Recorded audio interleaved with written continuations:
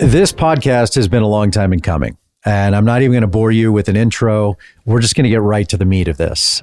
Colton Underwood joins me on the most dramatic podcast ever. First of all, congratulations, my friend. Congratulations. You are going to be a dad. Thank you. I appreciate it. It's sort of it's surreal. As you know, I mean, you were with me in my mid-20s. It's always something that I've always wanted. It's sort of been and felt like a calling of mine, just like football was, or any other like passion or goal was, is like, I always wanted to be a father. I always wanted to be a dad. And, I just didn't know the path that life was going to take me on, and didn't always think it was going to be possible. And here we are. I mean, here we are. That should be the name of your memoir. Just like skip around to here we are. Because when we talked about being a dad, yes, you were the bachelor at the time and you were looking for love. You and Jordan, by the way, I can't believe you guys just celebrated your 1-year anniversary. Yeah. That year flew by, huh? Lauren and I were just talking about that when you guys put up your picture. I'm like, there's no way 1 year ago we were in Napa celebrating that wedding, and it has absolutely flown by, and clearly a lot has happened. You had to almost start that process pretty immediately, right? Yeah, we've been working on it for about 2 years now. Okay. So before you were married. Yeah, well, that was sort of like the joke in our house was we were working on our pregnancy. We were planning a wedding and we were renovating our house all at the same time. So we looked at each other. All the three things that are most assuredly going to break you up with anybody. Yes, that's what I don't think people realize. Like, we looked at each other so many times. Like, if we can make it through this phase of life, we can make it through anything. The rest is gravy, man.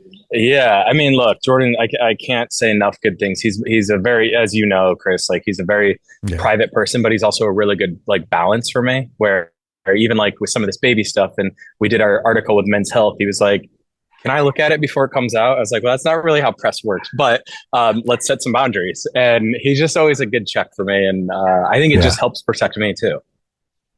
Well, it is funny because, we kind of, I say we, all of us in this world, kind of unabashedly are just like, yeah, here, go, take it, do what you want. And normal people are like, wait, I want to know how I'm going to be portrayed and what they're going to say. Right. We're so used to just getting our brains beat in that we're just like, yeah, go, fine, take it. I saw the funniest thing, and we're getting ahead of the horse here, but it was funny. I just saw you and Jordan post this. We're doing some baby list thing where you go and you put your baby list together, and it was you and Jordan picking out baby items, and it was like looking at the baby holder and the carrier and all of that stuff, and it was so funny because it's just to see a first time parent like try and figure out the mechanics and the engineering of all of it. It was pretty cute. Oh, well, yeah. And we were lucky enough to have a bunch of people from Babylist like help us explain things. But like it's so overwhelming. And also I think what people don't fully realize is like two dads need a different outfit than a mom and a dad, and or two moms. So like going in there and like being able to like figure it all out, my mind was like blown.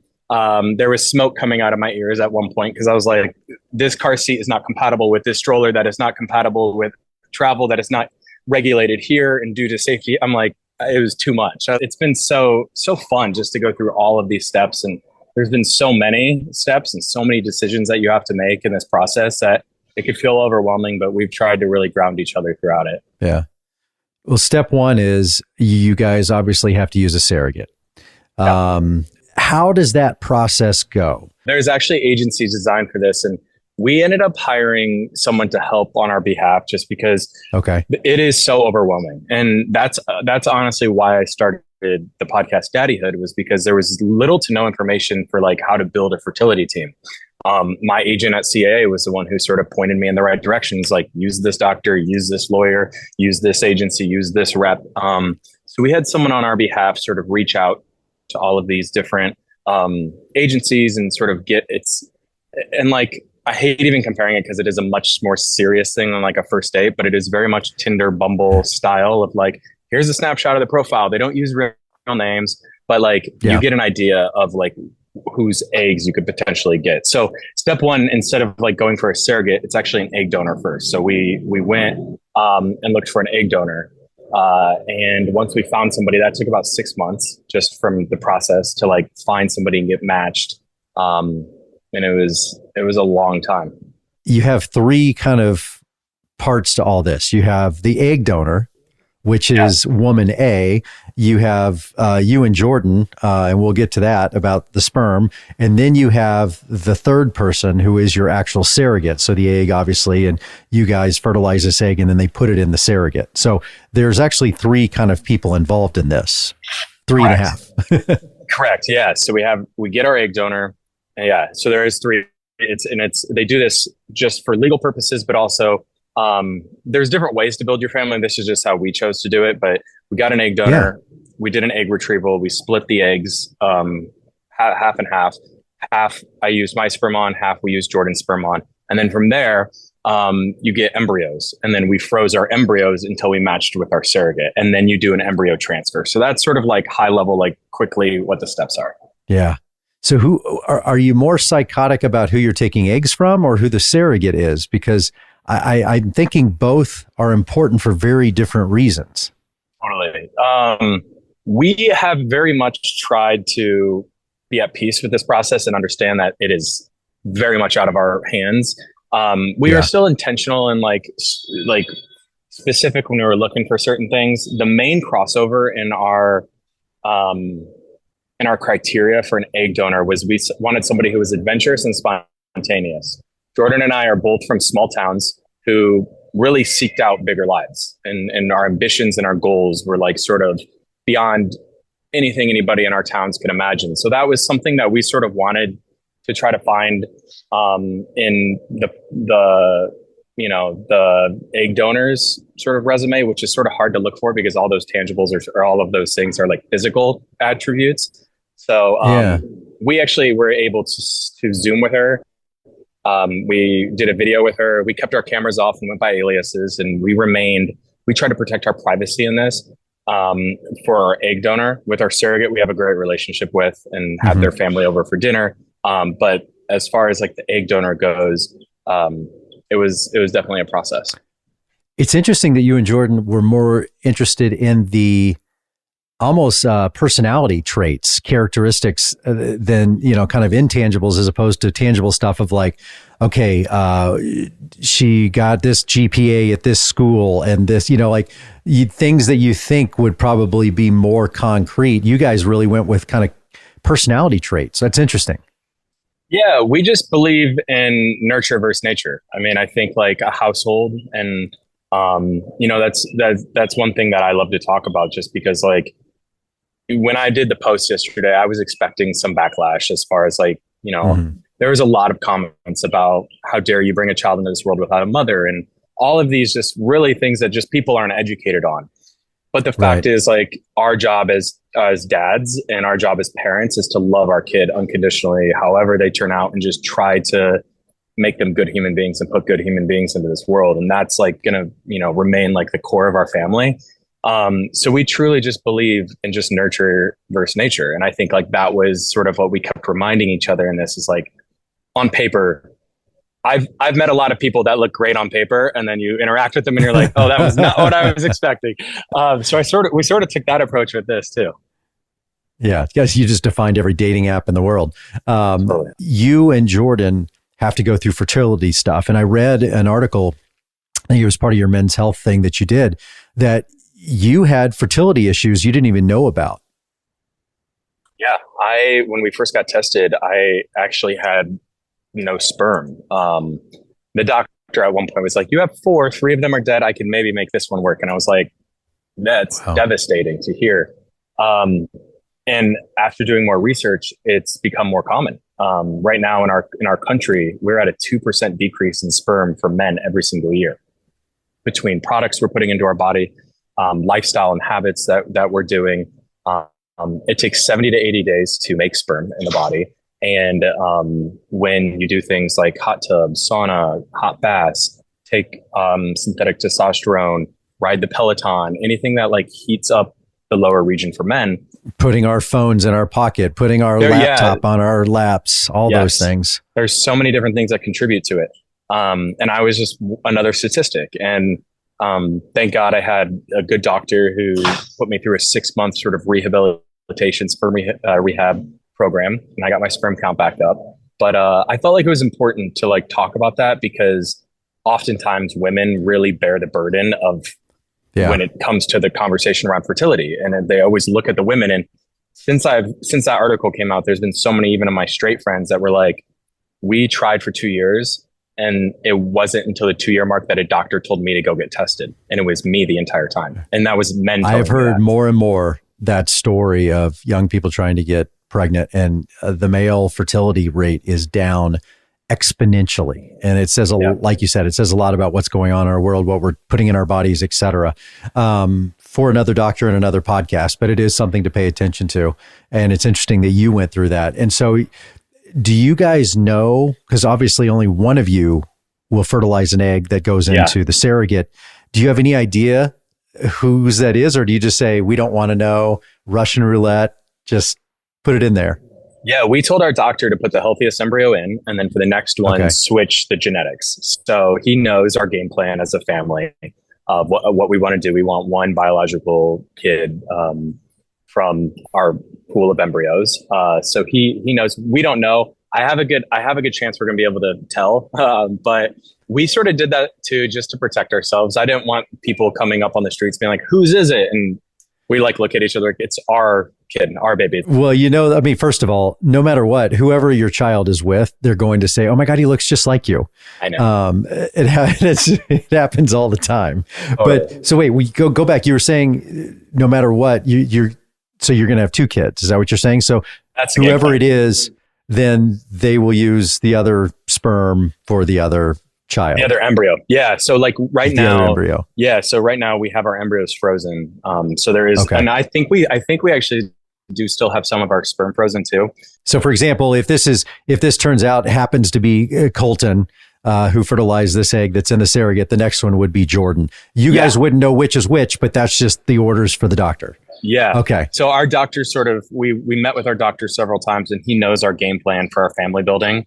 Because you have to be intentional. One, it costs a lot of money, and then two, it takes a really long time. So like you really have to be intentional in building your family and like what's going to work for you and what's not. And that was the route we chose.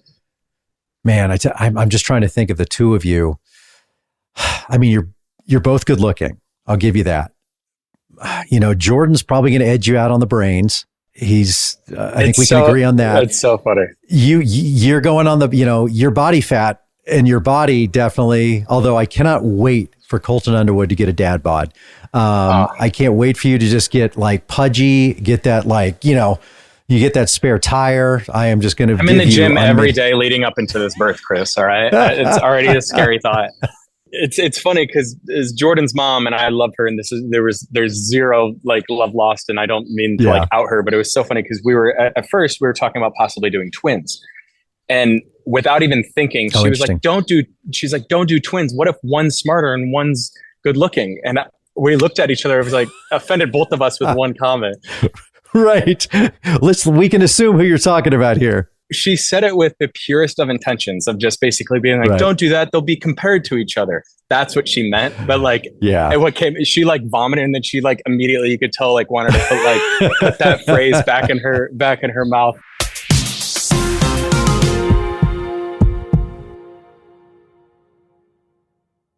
You wake up with a sore throat and low-grade fever.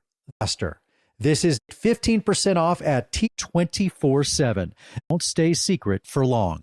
So come check out what's new. Trying to survive and never stop and never settle. This episode was brought to you by Botox Cosmetic. Learn more at BotoxCosmetic.com and talk to your specialist to see if Botox Cosmetic is right for you. For full prescribing information, including boxed... And talk about things. Jordan, however, wasn't.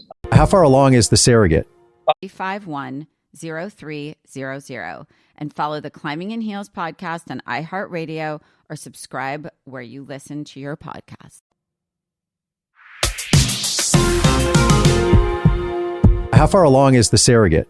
The surrogate now, I believe, is 21 weeks, 22 weeks. So we waited a long time. I'm very much like an optimistic and somebody who loves to manifest and talk about things. Jordan, however, wasn't. But we found what worked for us as far as like just holding it. It was something beautiful about like keeping it to ourselves for a while and then telling our family and telling our friends and really having it for our own before we let the world in, you know?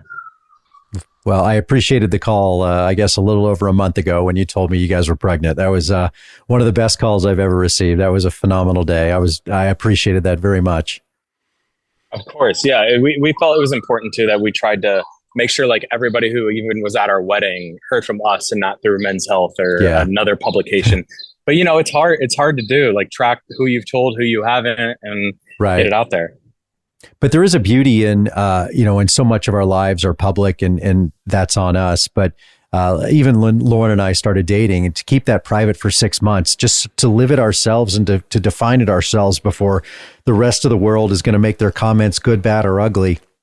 There is a peace in that for a little bit. So hopefully you two got to just enjoy that peace and to talk about fun things about, do we know the sex yet? Have we announced that? Yeah, it's a baby boy. Baby boy. Oh, baby boy. That is great. Yeah. We didn't want to wait for like a gender reveal. So we're like, let's just rip the Band-Aid off and get it all out. That's great. Well, I figured 20 weeks, at about from 12 to 18 weeks, you can figure that out. Totally. And now, geez, with blood tests, you can do it even sooner. But, and are you guys going to do the 3D imagery of the baby, or have you already? We have, we've already seen that. We go in for the more intense 3D. That is wild to me. It's incredible, the technology that they have. And they have to do more tests with it being an IVF baby, just because they have a slight chance of different risks with it. Okay. So we've been at every doctor's appointment with our surrogate. We've been in every room possible that anybody can be in to like be along in this process. So it's been really beautiful to like be a part of that. And hopefully you guys will be there the day of. Yeah. We have an incredible hospital that actually has a separate room for us called the bonding room. So it's just like, it's coming together. It's been really, really cool.